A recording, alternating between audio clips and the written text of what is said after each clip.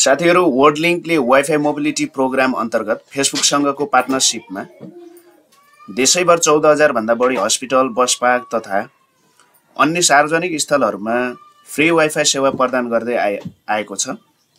वर्ल्डलिंकको यो निशुल्क वाइफाई सेवा कसरी प्राप्त गर्ने भन्ने बारेमा म यस भिडियोमा शेयर गर्न गइरहेको छु। सबैभन्दा पहिले आफ्नो मोबाइलको वाइफाई अन गर्नुहोस्। त्यहाँ तपाईले फ्री वाइफाई देख्न सक्नुहुन्छ। त्यहाँ टच गरी कनेक्ट गर्नुहोस्।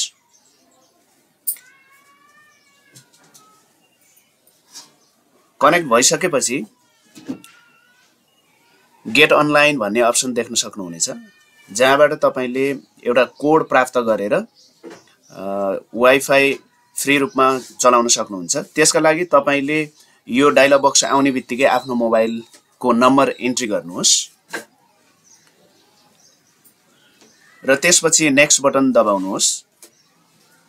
यहाँ दबाइसकेपछि तपाईलाई सोझै मेसेज बक्समा लैजानेछ। मेसेज बक्समा अटोमेटिक वाइफाई लगइन कोड भनेर टाइप हुनेछ र नेक्स्ट गर्नुभयो भने र यहाँ सेन्ड बटनमा क्लिक गर्नुहोस्।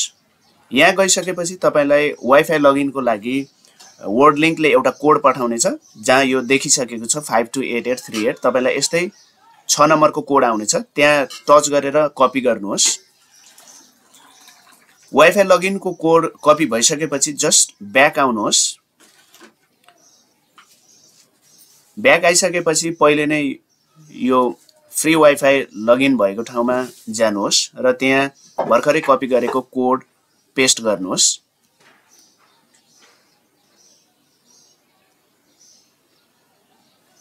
इन्टर योर लगइन कोड भनेको छ। अहिले भर्खरै मेसेजमा प्राप्त भएको 6 अङ्कको लगइन कोड यहाँ राख्नुहोस्। 6 अङ्कको लगइन कोड राखिसकेपछि माथितर्फ इन्टर योर फोन नम्बर लेखेको छ। त्यहाँ आफ्नो फोन नम्बर इन्टर गर्नुहोस्। फोन नम्बर इन्टर गरिसकेपछि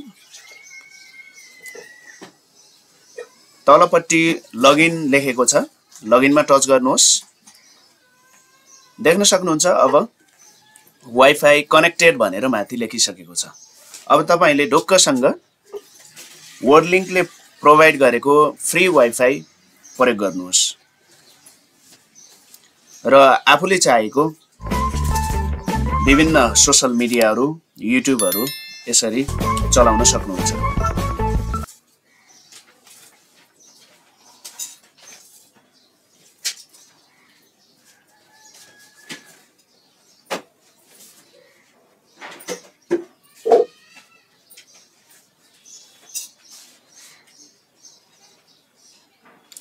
साथीहरु, वर्ल्डलिंकले ठाउँ विशेष अनुसार फ्री वाइफाई को एउटा लिमिटेसन राखेको छ। कुनै कुनै ठाउँमा 100 MB सम्म फ्री वाइफाई, कुनै कुनै ठाउँमा 500 MB दिएको छ।